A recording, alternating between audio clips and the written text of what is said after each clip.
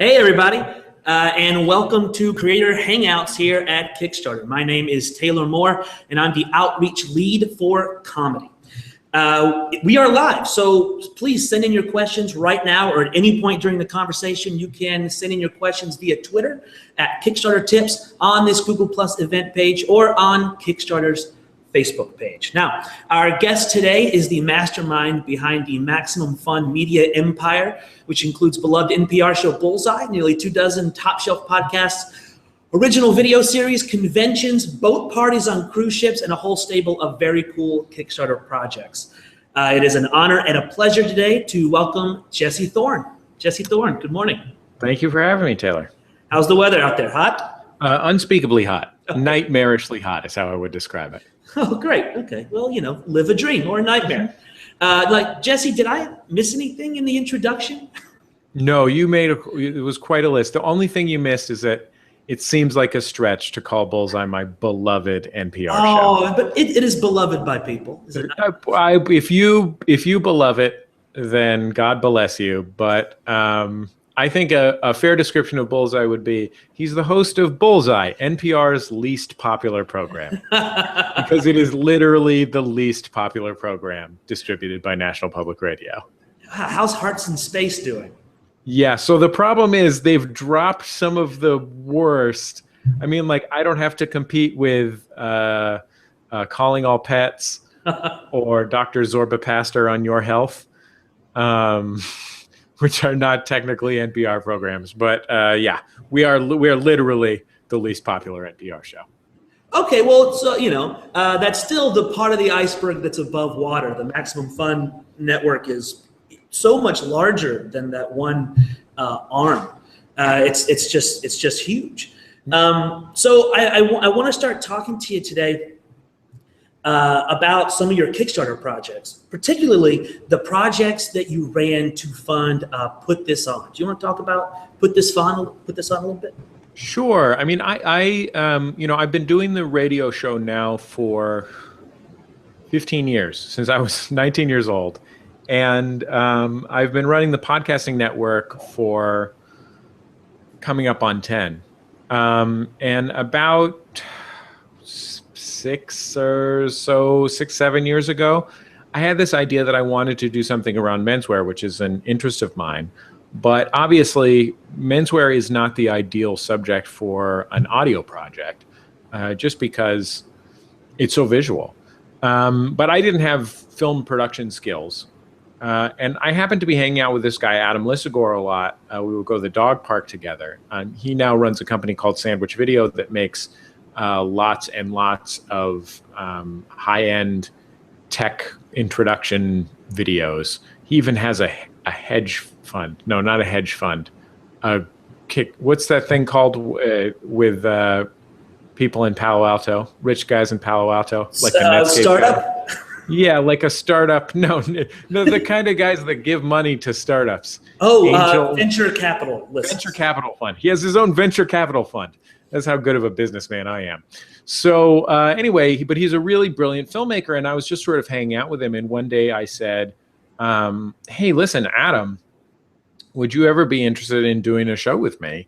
And he said, yeah, I mean, that sounds awesome. How would we do it? How would we pay for it? And at the time, he was just working in After Effects at this sort of weird film production company. And I was like, well, what about that thing Kickstarter? And at the time, Kickstarter was still in beta, but we had met someone that offered us a beta invitation. And we were like, yeah, sure, we'll give it a try. So we did one episode of the show with a $1,500 budget, which was just enough money to cover whatever the few days of work that we could afford to put into it and help us rent the camera that we needed. That ended up becoming so successful that we then did a season of the show with a $15,000 budget. Along the way, I started a blog around the project, which initially was just kind of a way to keep people engaged until we could make a season of the show, but ended up becoming hugely popular, probably the most popular thing I do. And then we ended up, our most recent project a couple of years ago was a season of the show where we went to New York, Milan, and London, and made a season of the show, and with a budget of like about $80,000, almost $100,000 total, of which we kickstarted about 3/4. Right. So the Put This On project was sort of spread out over the 3 Kickstarter projects. There was the pilot, the Kickstarter project to fund the pilot, the project to fund season 1, and the project to fund season 2, right? Exactly. Right. And like the reason I asked about the Put This On project specifically is because it's this really cool pattern that we're seeing now as the platform and the community of backers and project creators matures. We're seeing project creators like yourself come in and do a series, right? Like repeat projects. They keep coming back, and every time the audience grows. So, like I think your backer count from the pilot to season 3 over those 3 projects went up an order of magnitude every time. Exactly. I mean, the thing is, the first time what we had to offer to an audience was essentially our reputations. I had some fans from the world of podcasting. Adam was popular Twitter wit, I guess, is what he had to offer. But he had some, he had some demo videos that could show that he could make something, and he had friends and fans. And we thought, well, we could probably get together $1,500, if people are interested in this subject matter. By the time we'd created one episode, it was something that people really liked. And, that was enough that plus the growing success of the blog was enough to fund, a modestly funded series of episodes. And then we went on to another round, a year or 2 later, where we were doing something much more ambitious, and we had, we were more ambitious in every area. I mean, among other things, we produced a DVD of the first season that was a backer thank you for the second season. And yeah, it was a matter of building an audience over time and building engagement over time, which is, I've never specialized in things that are likely to pile up a huge number of page views thanks to, social media sharing and, just general virality. I don't really make anything that your auntie is going to email to your other auntie. Unless they are very cool aunties. Yeah, exactly. But, what I do is make things that have deep connections with audiences that build over time. So how do you do that? So how do you talk to your audience? Like when you're trying to grow them, bring in new people, and to keep the ones that, you've had great relationships in the past, like surely like between the second and third Put This On project, where you're going from, I think, asking for 10 or 15,000 to 70,000. Like how do you think about communicating that expansion to your audience? Well, first of all, we were very mindful all along about maintaining a connection with our audience. So there was no point where we just disappeared. The blog was really central to that. And as I said, the blog ended up growing beyond even what the videos did. And so we were touching our fans' lives on literally a daily basis through the blog. We're also deeply engaged with our audience in every venue that we can find. I mean, everything from, whatever, sending a backer message on Kickstarter to Twitter, which is, actually where Adam and I met, I think. All over, like every place we can be connected with our audience, we try to do that. And third, like I think each project was a new project, and our budgets changed based on scale and ambition. So, the fact that we could communicate to our audience. One of the reasons that we are asking for so much more money for this season is we're going to be, we're hiring producers, we're hiring extra crew. And most of all, something that you will really see, we are literally traveling the world.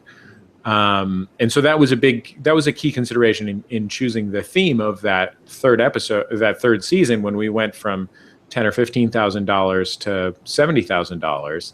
was we need this to be, it needs to be clear to the audience why we need more money to do this. And that, we need to put the money on the screen, as they say. Yeah. So like people in your position, and we see this all the time here. I mean, like a part of what we do, the core of what we do is help people talk to their audience and grow their audience. And I mean, just hearing you talk about that, the hours you must spend writing and speaking directly to your audience. Do you have like an ideal audience member, or like do you have in your mind this sort of imaginary perfect person that you're speaking to? Well, I mean, I think what I try and do is I think about what the values of the project are, like why we are doing it and why it is of consequence. And those things, in the projects that I pursue, those things are either things that I'm enabling that come from, the heart of a creative person who isn't me, or if it's my project personally, it comes from like literally, who I am and what I believe in. And I think that it is really important to have that kind of set of values to check yourself against, not just because, it keeps you from whatever, making immoral decisions or something, but it also helps you mean something to the audience, mean something particular, like whoever that audience is. I think a broad variety of different types of, if you put this on as an example, it's a menswear blog, like there's a broad variety of different types of dudes and even women who are interested in what we do at Put This On. There's people who are interested in, seeing craftspeople at work. There's people who are interested in getting dressed. There are people who are interested in helping their boyfriends or partners get dressed. There are people who are interested in, honestly, like a not insignificant portion of our audience is women who either prefer masculine forms of dress, or are, somewhere on a gender scale that's not binary, Yeah. I know that I just made them binary by describing them as women at the beginning, but I think the point is clear enough. And like none of those, I'm not necessarily like imagining those people when I'm creating the work, but what I am doing is thinking like, what are the values of Put This On? Put This On is about like it's about a fun, pleasant, smart environment to talk about men's clothes.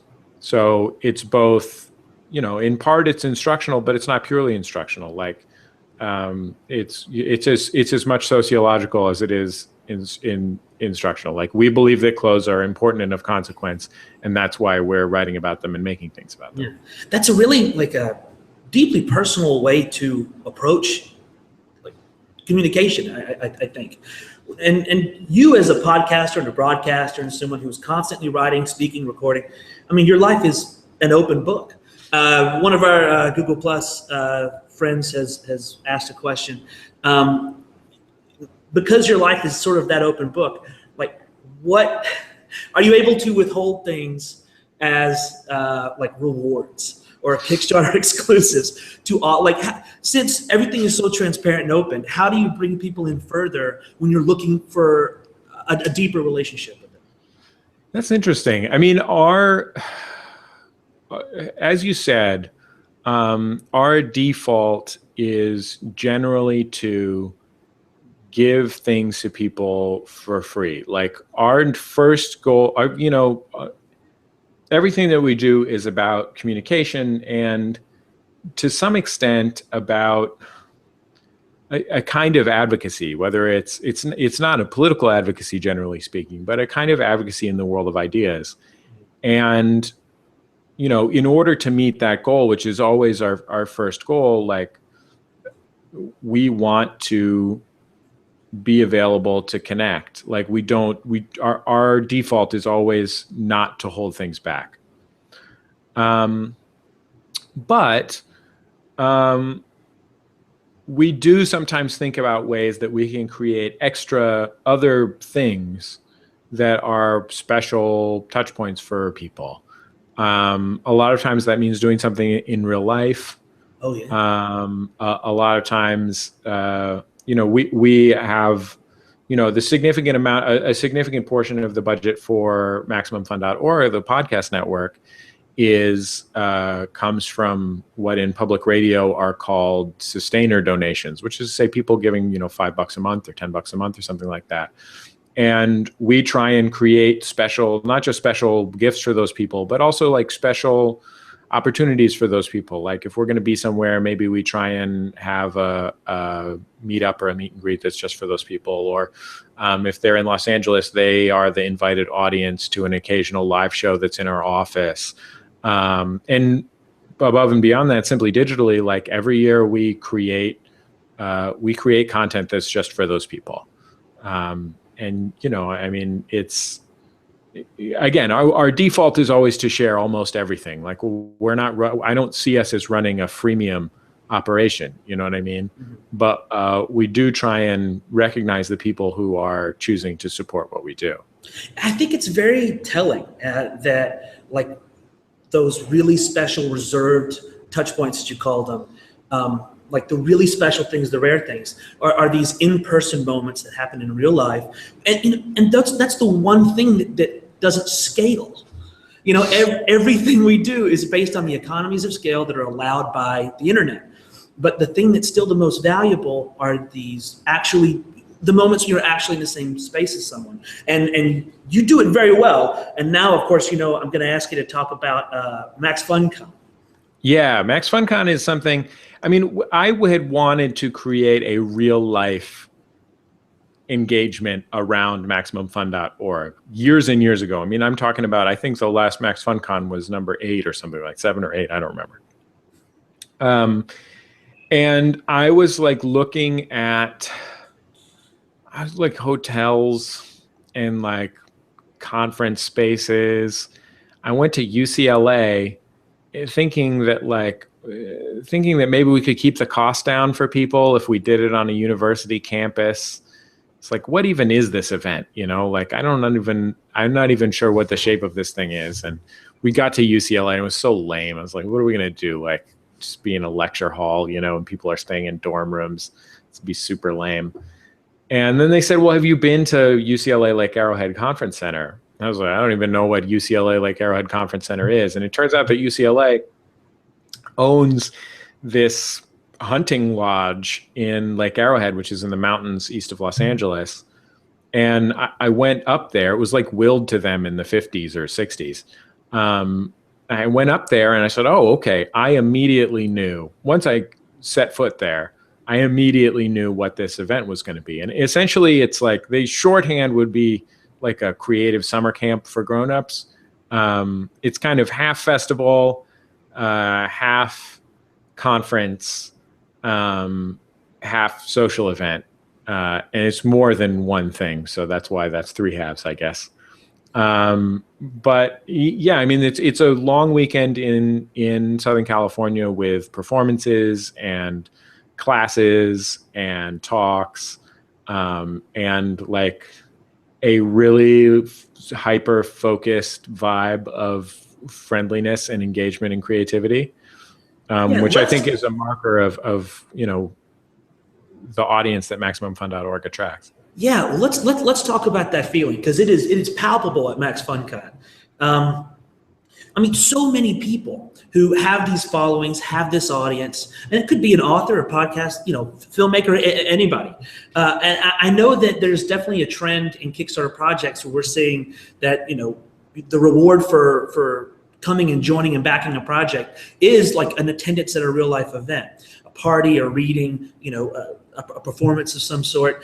And you've done this, like, MaxFunCon isn't just an event. I mean, it has a real like emotional place in the lives of the attendees.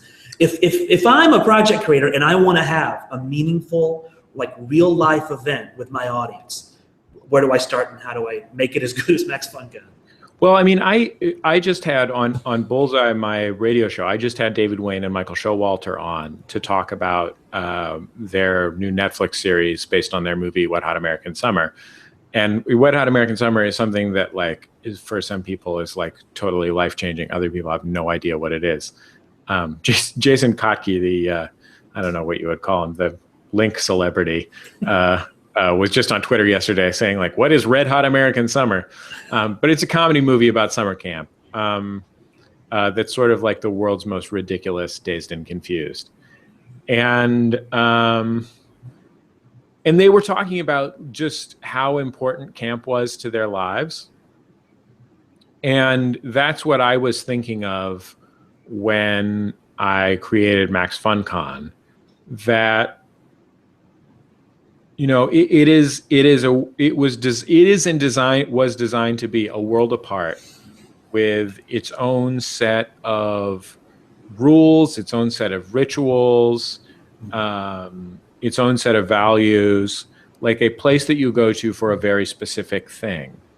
And that is something that can be created, you know, in any environment over any length of time. I mean, like, it's nice to get people physically separated from where they're from or whatever, and so on and so forth. But, you know, when you're creating something like this, like thinking about what can be really special about this thing, like what can be like the real touch points. And like, it doesn't have to be that you spend the most money and make the most elaborate thing. It's more about creating the most specific thing and the most emotionally meaningful thing. And, you know, that's what we try and do at MaxFunCon. Like, one of the things we've done it on the East Coast, and like one of the things that we look for is we're considering doing another one on the East Coast. And, you know, one of the things that we're trying to create when we find a venue is like, what is the venue that has special places that suggest to us special things that could be done there? You know, like when I first visited the site where we do MaxFunCon, they mentioned like, oh, and like when we have family summer camp here, this is where we do s'mores roasts. And I was like, can we do a s'mores roast? Like, a s'mores roast costs like $1, you know, like it's not an expensive thing. It's just like a really specific, like wonderful, distinctive thing. And it doesn't have to be, you know, it doesn't have to be infantilizing to be great. You know, there's 10,000 things that could be like this. But, you know, if you think even of like, why do people go on a zip line at a corporate retreat? You know, corporate retreats usually do like a C- version of this, but it's because like a zip line is a really special thing. It's like when we do a live show at our office, like our office is in some ways a terrible venue for a live show. But we bought a popcorn machine. Like the popcorn machine costs like $500, which like hopefully amortized over a long series of events will not be too much money. But like that popcorn machine is like, you know, it's just like a distinctive special thing that makes this a special event, that there's a popcorn machine, you can have as much popcorn as you want. You know what I mean? And that's just literally in our office, a venue that costs us $0. So yeah, I mean, when you're creating those real life events, I would say the key is to think about like, what is a way to make the baseline attractive? So whether it's, you know, whether it's a beautifully decrepit warehouse or a, you know, fully restored Art Deco hotel ballroom, or like whatever, like what is the way to make the baseline a great thing, so you don't have to spend thousands and thousands of dollars adding on to it? And then what are the kind of special, specific things that someone would remember 6 months later or a year later? I mean, it's sort of like event planning 101. There's a great, I mean, you're a comedy guy. There's a really wonderful web video that people can find without too much Googling, where Todd Glass, the stand-up comedian, who is a man who's not only a brilliant stand-up comedian, but with deeply held opinions about all topics. But one of his most deeply held is like how to throw a party. And he does a video where he leads the viewer through how to throw a party. And like, you could totally watch that and just watch Todd Glass and like how passionate he is about, you know, bringing people together. The other thing is, I mean, I think for things that we do, we try and make sure that there's at least some element of it being about people connecting with each other rather than just a bilateral relationship between the audience as an anonymous collective and us on stage. Yeah. That's an incredible way to think about it. I think it really highlights like the intention and the values of the community when you think about events in that way. So my next question for you is about failure. I'm someone who has definitely had a failed Kickstarter campaign in my history, and so do you. You know, you've done this pretty impressive stable of successful projects, but there was one, the Make Your Thing Festival in Los Angeles, that didn't work out. And I would love to hear you talk about what you think happened there and how it felt when you realized the project wasn't going to fund and how you thought about it after. Yeah, I mean, you know, one of the things that I like most about Kickstarter, and one of the reasons that we continue to use Kickstarter as a platform for discrete projects like this, even as there are numerous copycats and competitors these days, is that, you know, it has a very clear premise, which is I want to do a creative project that costs X to do. Whether that cost is about, you know, printing up CDs or DVDs or books, or whether it's about the time of the people that goes into it or whatever, right? It costs a certain amount of money to do a thing. And, you know, typically the story of that in a capitalist economy is great. Then a capitalist takes their capital, puts it towards that goal, with the idea that they will make more money than that on the back end, right? Right. But creative people like me often are not in a position to do that. I mean, even I with our company now has gross revenues in like the low 7 figures, but like that's not enough money to like we can't put 20% of our annual budget towards a completely speculative thing. And so the thing that makes Kickstarter special, I think, is the fact that if it is not something that people want to pay for, it does not happen. That is part of what gives people the urgency to support it. And it's just a fact of life that if you are creating these things, you should know, like we spent some money running the campaign. Certainly, you know, we paid somebody to help us make the video and so on and so forth. But the amount of speculative money that we put into that was pretty modest, you know? I mean, this is a huge thing, and maybe we put $5,000 into it or something.